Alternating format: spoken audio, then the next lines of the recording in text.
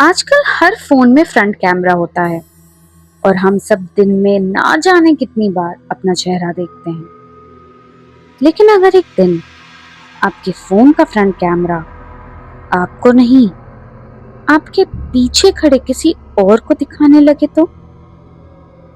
नमस्कार, मैं हूं कहानीकारिका और आप सुन रहे हैं रात 2:13। आज की कहानी किसी पुरानी हवेली या जंगल की नहीं, एक मोबाइल ऐप की है।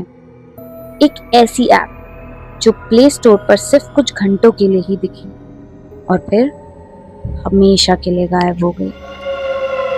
रोहन 25 साल का सॉफ्टवेयर इंजीनियर था जो गुड़गांव में रहता था। ऑफिस के बाद उसका आधा टाइम नए एआई एप्स टेस्ट करने में निकलता था। एक रात इंस्टाग्राम स्क्रॉल करते हुए उसे एक स्पॉन्सर्ड एड दिखा।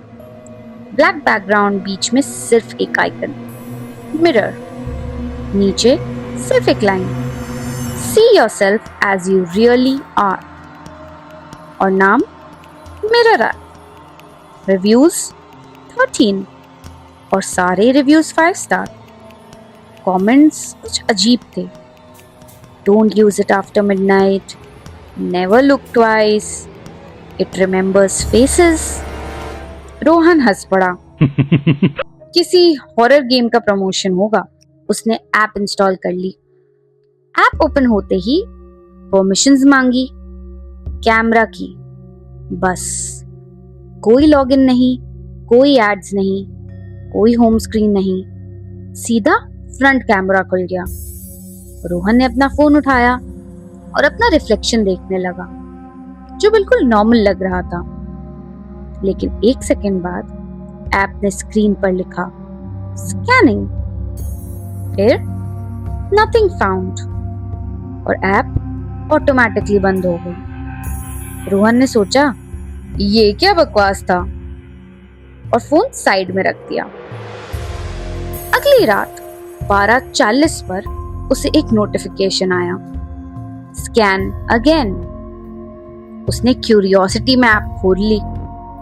इस बार रिफ्लेक्शन नॉर्मल था, लेकिन स्क्रीन में बेडरूम का डोर आधा खुला हुआ दिखा रहा था। रोहन ने तुरंत पीछे मुड़कर देखा, दरवाजा तो बंद था। और फिर दोबारा फोन को देखा तो ऐप में डोर अब भी खुला था। उसने अपना फोन नीचे रखा। रियलिटी में डोर अब भी बंद था। जब फोन उठाया तो ऐप में डोर खुला क्यों दिखा रहा था? उसने स्क्रीन रिकॉर्डिंग ऑन कर ली, फिर ऐप खोली और जैसे ही ऐप ओपन हुई स्क्रीन रिकॉर्डिंग ऑटोमेटिकली बंद हो गई।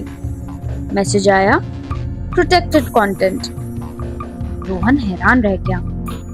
उसने ऐप अनइंस्टॉल कर दी, फोन को रीस्टार्ट किया और सब कुछ नॉर्मल हो गया।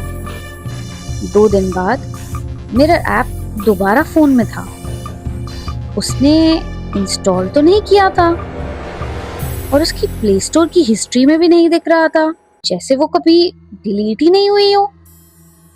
अब रोहन ने एक्सपेरिमेंट शुरू कर दिया। हर रात 2:13 पर वो मिरर ऐप खोलता था, हर रात, और हर रात रिफ्लेक्शन में कुछ बदल जाता था। पहले दिन डोर खुला हुआ था, अगले दिन डोर के पीछे किसी के पैर नजर आने लगे और अगली रात वो पैर गायब हो जाते थे। लेकिन बेड के पास किसी का साया नजर आया, पर रियलिटी में कभी कुछ नहीं नजर आता था। 1 हफ्ते बाद स्क्रीन में वो जो चीज थी वो बिल्कुल उसके पीछे खड़ी थी, लेकिन सिर्फ ऐप के रिफ्लेक्शन में। उसका चेहरा कभी नहीं दिखता था, बस बहुत लंबी सी उंगलियां और सफेद पड़े हाथ। रोहन ने अपने दोस्त विवेक को बुलाया और उसे ऐप दिखाकर कहा, तू देख यार ये क्या चीज है। विवेक ने जब फोन उठाया और मिरर ऐप खोली तो उसमें उसे कुछ भी नहीं नजर आया, सिर्फ हम दोनों की फोटो। विवेक बोला, पागल हो गया है क्या? उस रात रोहन को पहली बार डाउट हुआ, शायद प्रॉब्लम ऐप में नहीं, उसके साथ ही है। अगली रात मिरर ऐप ने पहली बार एक आवाज निकाली, बहुत धीमी, जैसे कोई फोन के अंदर से फुसफुसा रहा हो, डोंट लुक अवे। रोहन का गला सूख गया। उसने फोन नीचे रखना चाहा, पर स्क्रीन पे मैसेज फ्लैश हो गया। Too late. उसके हाथों से फोन गिर गया और स्क्रीन टूट गई। ऐप अपने आप बंद हो गया। सुबह उसने नया फोन खरीद लिया और पुराने फोन को ड्रॉअर में डाल दिया। उसने एक राहत की सांस ली कि ये सब कुछ खत्म हो गया। मगर 3 दिन बाद उसके नए फोन पर भी एक नोटिफिकेशन आया, mirror app is ready to use. वो ऐप जो उसने कभी इंस्टॉल ही नहीं किया था। इस बार उसने ऐप को खोला ही नहीं। वो सारे नोटिफिकेशंस इग्नोर करता रहा। हर दिन एक नोटिफिकेशन आता था, look at yourself, we are waiting, last reminder. फिर एक रात बिजली चली गई। पूरा रूम अंधेरे में डूब गया और उसका फोन वाइब्रेट हुआ। मिरर ऐप अपने आप ऑन हो गया। फ्रंट कैमरा खुल गया और उसमें रोहन का रिफ्लेक्शन नजर आने लगा। रोहन के पीछे पहली बार उस चीज का चेहरा दिख रहा था, लेकिन रोहन ने उसे देखने की हिम्मत नहीं की। उसने आंखें बंद कर ली और फोन बेड पर फेंक दिया। रोहन डिसाइड करता है कि आज जो भी हो वो मिरर ऐप को परमानेंटली डिलीट कर देगा। वो फोन को फैक्ट्री रीसेट कर देता है और ऐप गायब हो जाता है। उसे लगता है कि अब सब खत्म हो गया है और 2 दिन तक कोई नोटिफिकेशन भी नहीं आता। वो नॉर्मल लाइफ जीने लगता है। तीसरे दिन ऑफिस में लंच के टाइम एक कलीग बोलता है, भाई आजा सेल्फी लेते हैं। और सब एक साथ खड़े हो जाते हैं। उसका कोलीग फ्रंट कैमरा खोलता है और फोटो क्लिक होती है। सब हंसते हैं, रोहन भी। लेकिन फोटो सेव होते ही कलीग का चेहरा सफेद पड़ जाता है। ये तेरे पीछे कौन है? रोहन फोन छीन लेता है। जो वो देखता है उसे इस बात पर यकीन नहीं आता। फोटो में सब कलीग्स नॉर्मली स्माइल कर रहे थे और रोहन के बिल्कुल पीछे वही लंबा साया जिसका चेहरा इस बार साफ दिख रहा था। और वो कैमरा की तरफ नहीं, रोहन की तरफ देख रहा था।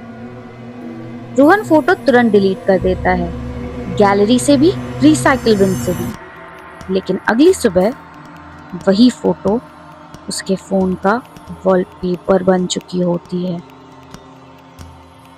रोहन घबराकर नया फोन खरीद लेता है और फिर इस पुराने फोन को तोड़ देता है। सिम भी फेंक देता है। उसे लगता है अब तो सब कुछ खत्म हो ही जाएगा। मगर 1 हफ्ते बाद मेट्रो में सफर करते वक्त उसके सामने बैठी एक छोटी लड़की अपनी मम्मी से कहती है, मामा उस भैया के पीछे इतना लंबे अंकल क्यों खड़े हैं? और उसकी मम्मी हंसकर कहती है, कोई नहीं है बेटा। लड़की फिर रोहन की तरफ देखती है और धीरे से हाथ हिला देती है, जैसे वो उस लंबी परछाई को हेलो बोल रही हो। रोहन धीरे से पीछे मुड़ता है, पर उसे कोई नहीं दिखता। लेकिन जब दोबारा उस बच्ची की तरफ देखता है तो वो सिर्फ एक लाइन बोलती है, अब वो फोन में नहीं रहता, अब वो आपके साथ रहता है भैया।